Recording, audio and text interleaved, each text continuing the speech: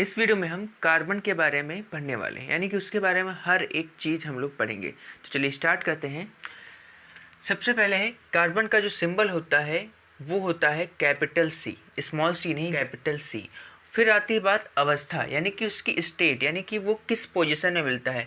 वो हमें सॉलिड यानी कि ठोस और गैस दोनों के फॉर्म में हमें मिलता है। फिर बात करें, जो कार्बन होता है वो धातु होता है या फिर अधातु होता है। जो कार्बन होता है वो क्या होता है, अधातु होता है। जो कार्बन का गलनांक होता है वो कितना होता है, जो कार्बन का गलनांक होता है, कार्बन का जो गलनांक होता है वो होता है 3550 डिग्री सेंटीग्रेड, 3550 डिग्री सेंटीग्रेड। फिर बात करें परमाणु क्रमांक की, जो कार्बन का परमाणु क्रमांक होता है वो 6 होता है। जो कार्बन का परमाणु क्रमांक होता है वो कितना होता है, 6। फिर बात करें परमाणु भार की, जो कार्बन का परमाणु भार होता है वो कितना होता है, 12 होता है। कार्बन का परमाणु भार कितना होता है, 12 होता है।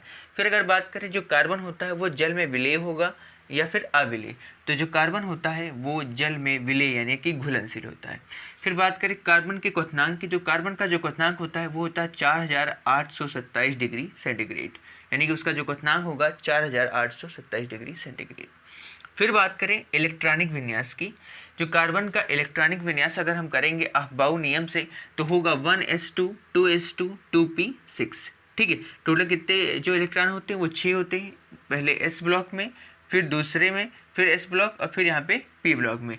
तो लास्ट में आएंगे हमारे जो सबसे वो 4 इलेक्ट्रॉन होंगे जो आउटर सेल में, यानी कि पहले में 2 इलेक्ट्रॉन फिल हो जाएंगे, फिर सबसे आउटर सेल में कितने आएंगे, 4 इलेक्ट्रॉन। तो आपसे अगर पूछे कि अंतिम कोश में कितने इलेक्ट्रॉन होते हैं, तो अंतिम कोश में 4 इलेक्ट्रॉन होते हैं। फिर इसकी जो संयोजकता होती है वो कितनी होती है, वो 4 होती है, ध्यान रखना। फिर अगर पूछे वो किस ब्लॉक का तत्व है, तो वो पी ब्लॉक का तत्व है।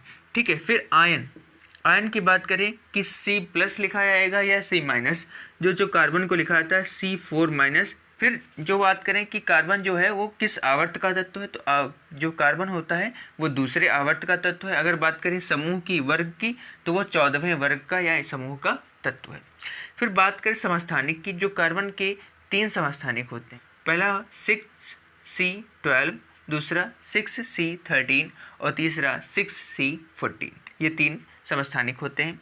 फिर मनुष्य के शरीर में इसकी मात्रा कितनी होती है, यानी मनुष्य शरीर में कार्बन कितना परसेंटेज पाया जाता है कार्बन का, वो होता है 18.5%, यानी 18.5%।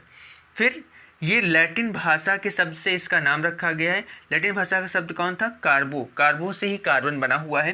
कार्बो का जो अर्थ होता है वो होता है कोयला या फिर चारकोल, जो कि याद रखना कि कार्बो का जो अर्थ होता है वो होता है कोयला या फिर चारकोल। अब कार्बन जो समूह है, एक ग्रुप बना है एक पीरियोडिक टेबल में, उस समूह में कौन कौन से एलिमेंट्स आते हैं, वो आते हैं कार्बन, फिर उसके नीचे सिलिकॉन और फिर यहाँ पे लेड, लेड को पीवी कहते हैं। एंड की बात करें जाए, अप्रूप क्या होता है कि यानी कि एक ही तत्व के कई सारे रूप, यानी कि एक ही तत्व कई सारे रूपों में मिलता है, तो उसी को क्या कहा जाता है, अप्रूप कहा जाता है। तो जैसे कि जो कार्बन होता है वो हीरे के फॉर्म में एक उसका रूप होता है, फिर दूसरा ग्रेफाइट, फिर कोयला, चारकोल, काजल, फ्लोरीन।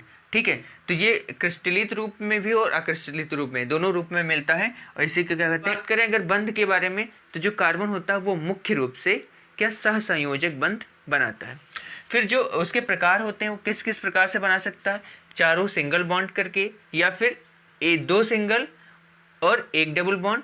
फिर तीसरा जो कंडीशन है वो 2 डबल बॉन्ड करके बना सकता है, और चौथी कंडीशन 1 ट्रिपल बॉन्ड और 1 सिंगल बॉन्ड करके बना सकता है। फिर बात करें कि कार्बन में कौन कौन से गुण पाए जाते हैं, तो सबसे जो मोस्ट इंपॉर्टेंट जो गुण हैं वो है श्रृंखलन का गुण और बंध बनाने की प्रकृति। यानी कि जो कार्बन में जो गुण होता है, मेन गुण होता है वो श्रृंखलन का। कार्बन ही एक ऐसा मात्र तत्व है जो श्रृंखलन का गुण इसमें सबसे अधिक होता है, यानी कि अपने कार्बन के साथ बहुत ही लंबी चेन बना लेता है। तो ये इसका सबसे अच्छा गुण होता है। इसी के कारण लाखों कंपाउंड्स बनते हैं, यानी लाखों यौगिक इसी की वजह से बनते हैं। इसमें बंध बनाने की प्रकृति होती है और समावयवता प्रदर्शित करते हैं।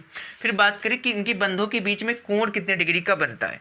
जब ये समचतुष्फलक की संरचना बनाते हैं, यानी कि चारों अगर एकल बॉन्ड होते हैं तो इनके हर एक बॉन्ड के बीच में 109 डिग्री 28 मिनट का कोण बनता है। फिर जब त्रिकोणमितीय संरचना यानी कि 2 एकल बॉन्ड और 1 द्विबॉन्ड बनाते हैं, 2 एकल बॉन्ड और 1 द्विबंध बनाते हैं, तो इनके बीच 120 डिग्री का कोण बनता है, यानी हर एक के बीच में 120 डिग्री का कोण यहाँ पे बनता है। फिर बात करें रेखीय संरचना, जब एक त्रिबंध और एक एकल बंध होता है तो उनके बीच में एक रेखीय संरचना बनती है और तब जो एंगल बनता है वो 180 डिग्री यानी तो 180 डिग्री का कोण बनता है। अगर बात करें प्रमुख कार्बनिक यौगिकों में तो कार्बन मोनोऑक्साइड यानी कि CO को पढ़ेंगे कार्बन मोनोऑक्साइड, फिर CO2 को हम पढ़ते हैं कार्बन डाइऑक्साइड, फिर CH3COOH में उसको पढ़ते हैं एसिटिक अम्ल या फिर एसिटिक एसिड, या फिर CH4 को हम लोग पढ़ेंगे मेथेन, फिर C2H5OH ethyl alcohol, C12H22O11 sucrose या कहें या फिर चीनी कहें। ठीक है, अब बात करें कि एल्केन का जो फॉर्मूला होता है वो भी हम लोग जान लेते हैं। क्या होता है CnH2n+2।